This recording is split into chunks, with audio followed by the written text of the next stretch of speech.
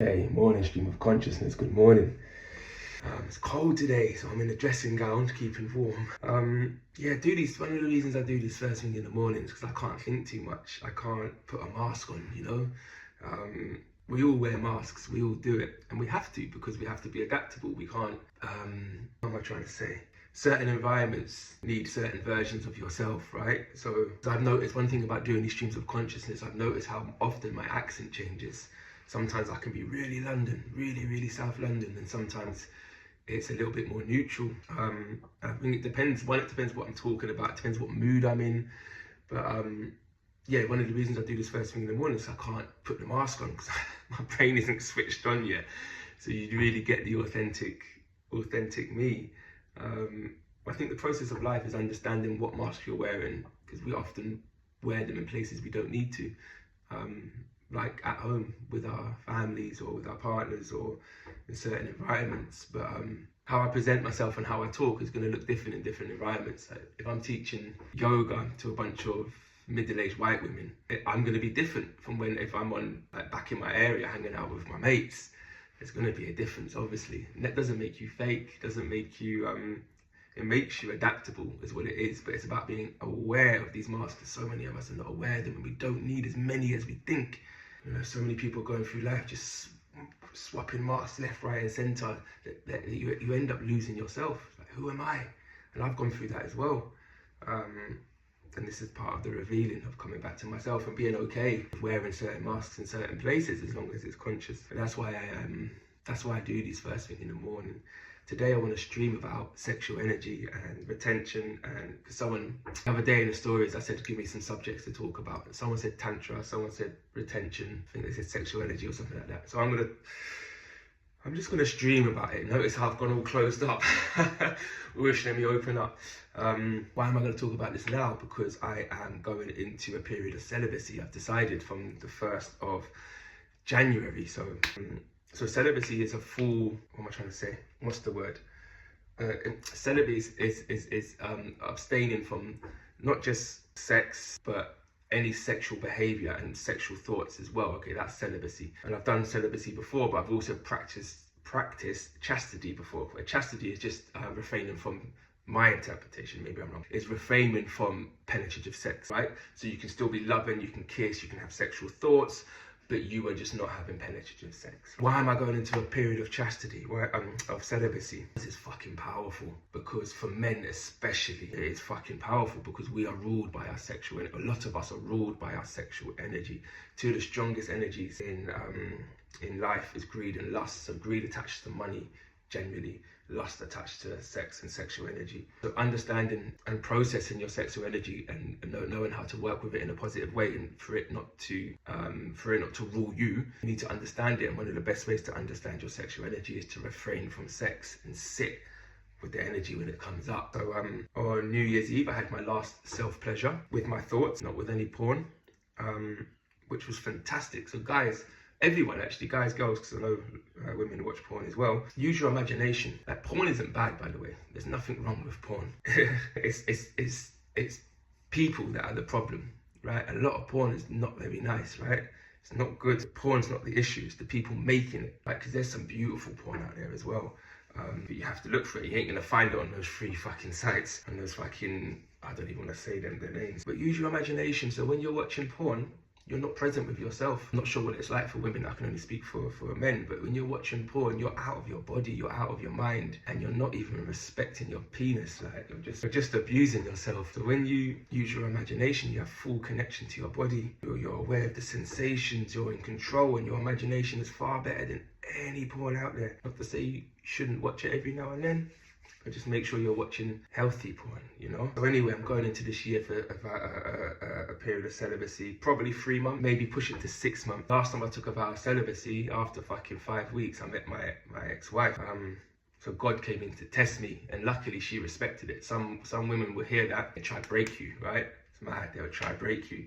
But she fully respected it, and then she entered into celibacy with me. And our first 3 months of our relationship, I think I did 4 months that time, was connecting through, like, intellectually and emotionally. We refrained from sex for the first 3 months of our relationship, which was powerful, very powerful.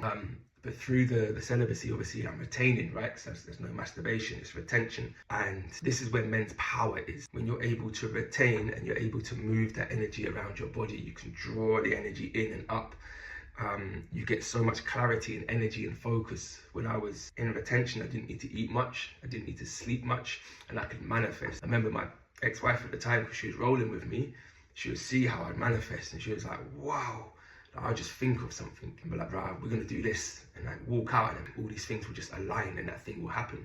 Now, I played around with it. It's like magic, it's like magic. You can have so much fun with it. You have to be strong in here, right?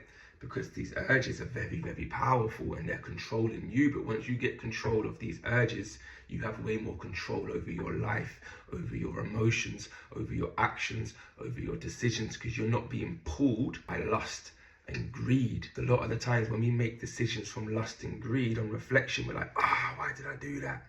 Like, have you ever slept with someone that you didn't really want to sleep with, and you wake up the next day and you're like, did I do that? Because you've been pulled by lust, you made a poor decision. Same with money, you make poor decisions when you're in scarcity, you accept stuff, like you lower your worth. Understanding these energies is really important, and celibacy is the way forward, and retention is the way forward, and all men should experience this in their life at some point.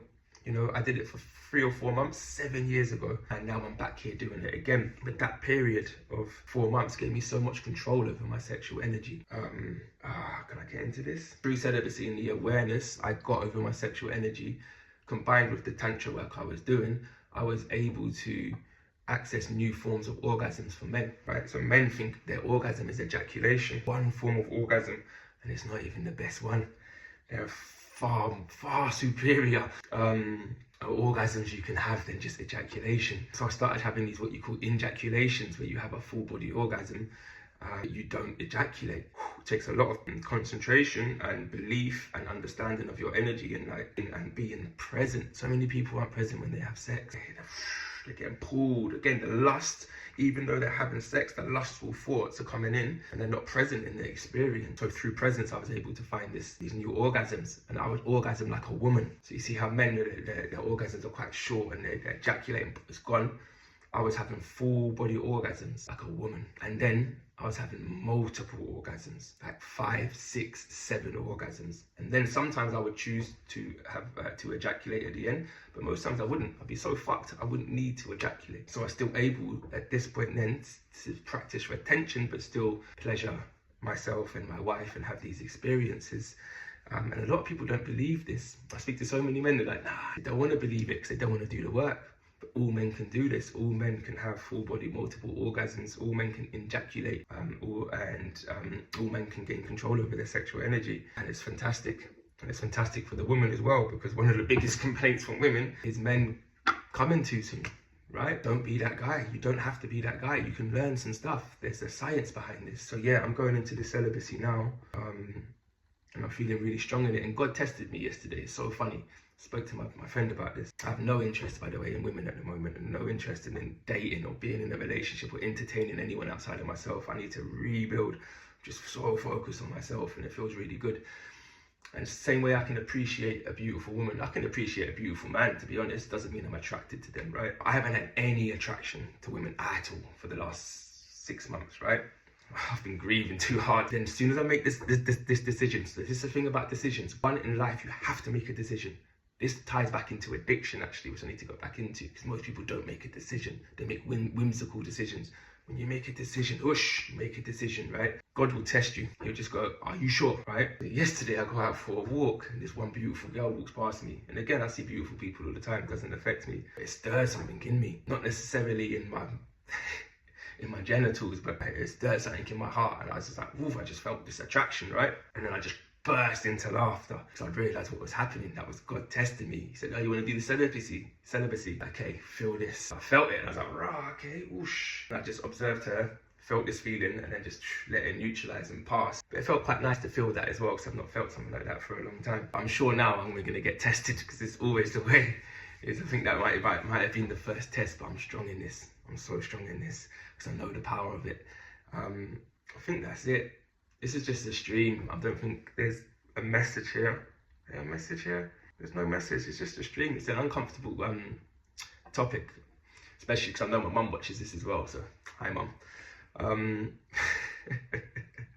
But we should be open. It's another thing, right? Like, we're so prudish in this country. Other countries aren't like this. You go to like certain Eastern European countries, or even just like other European, Western European countries, they're not as prudish like this. You can talk about sex, but we're very shy in this country. But we should open up and talk more, because the more you talk about sex, the more you're going to get what you want from sex. Find out what your partner enjoys. Tell your partner what you enjoy. Don't do things that you think they want you to do.